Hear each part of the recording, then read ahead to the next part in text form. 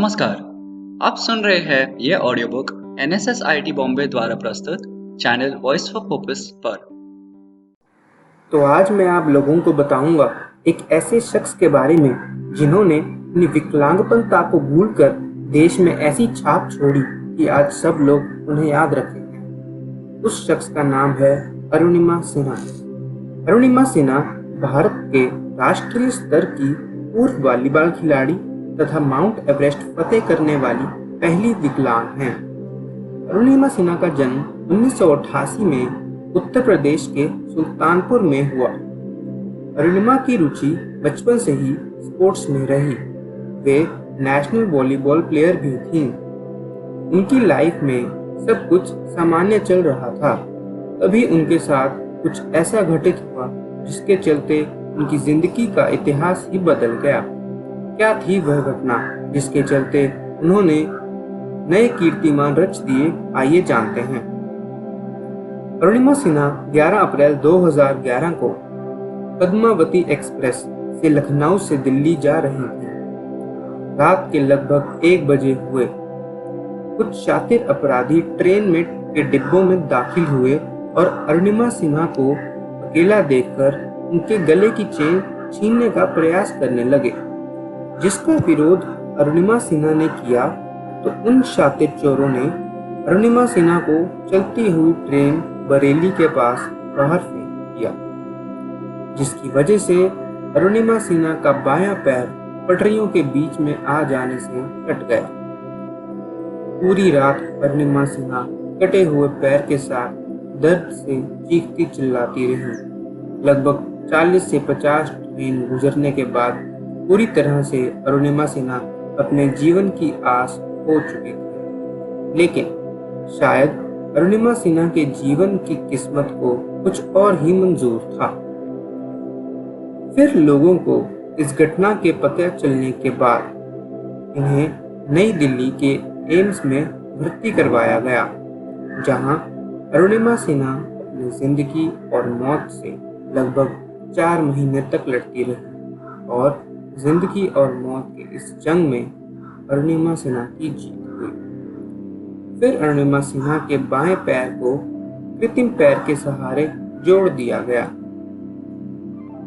अरुणिमा सिन्हा के इस हालत को देखकर डॉक्टर को भी हार मान चुके थे और उन्हें आराम की सलाह दे,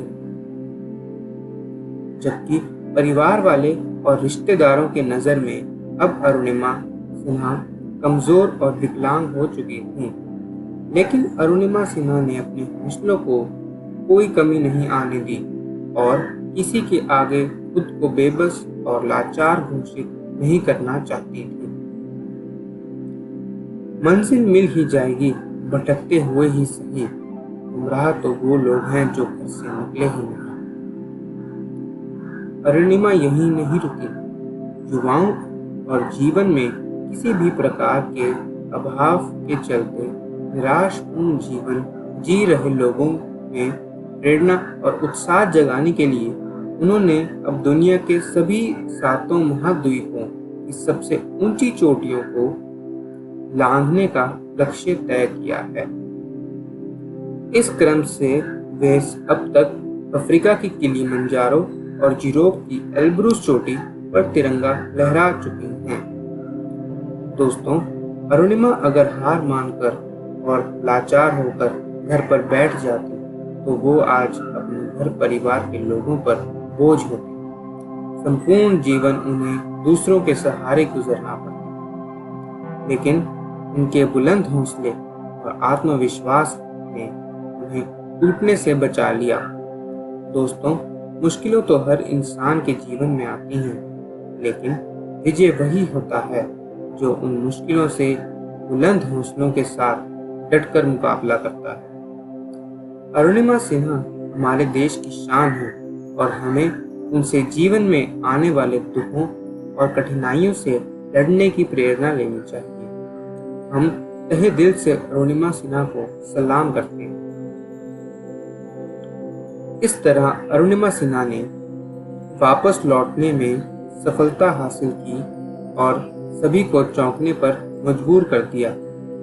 अरुणिमा ने साबित कर दिया कि अगर इंसान सच्चे दिल से चाहे तो वो क्या कुछ नहीं कर सकता, चाहे वह औरत हो या आदमी या फिर कोई विकलांग। अरुणिमा का कहना है कि इंसान शरीर से विकलांग नहीं होता, बल्कि मानसिकता से विकलांग होता है। अरुणिमा की इच्छा है कि वह विश्व की सबसे ऊंची चोटियों को फतेह करे, जिनमें से 4 उन्होंने सफलतापूर्वक फतेह कर ली हैं।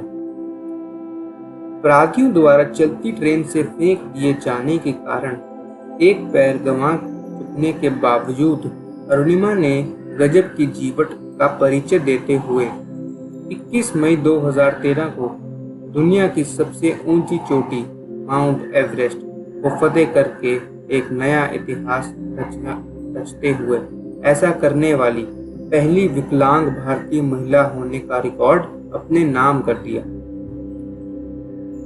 ट्रेन दुर्घटना से पूर्व उन्होंने कई राष्ट्रीय प्रतियोगिताओं में राज्य की वॉलीबॉल और फुटबॉल टीमों में प्रदर्शन किया है। उत्तर प्रदेश में सुल्तानपुर जिले में भारत भारती संस्थान ने दुनिया की सबसे ऊंची चोटी माउंट एवरेस्ट पर तिरंगा फहराने वाली इस विकलांग महिला को सुल्तानपुर रत्न अवार्ड से सम्मानित किए जाने की घोषणा की। सन 2016 में अरुणिमा सिन्हा को अंबेडकर रत्न पुरस्कार से अंबेडकर नगर महोत्सव समिति की तरफ से नवाजा गया। अरुणिमा सिन्हा के कुछ मोटिवेशनल शब्द इस प्रकार हैं। अभी तो इस बाजी की असली उड़ान बाकी है, अभी तो इस परिंदे का इम्तिहान बाकी, अभी तो इस बाज की असली उड़ान बाकी है, अभी तो इस परिंदे का इम्तिहान बाकी है, अभी अभी तो मैंने लांघा है समुद्रों को, अभी तो पूरा आसमान बाकी। उम्मीद है ये सुन के आपको मजा आया और दिलचस्प ऑडियो बुक सुनने के लिए इस चैनल को लाइक, शेयर एंड सब्सक्राइब कीजिए।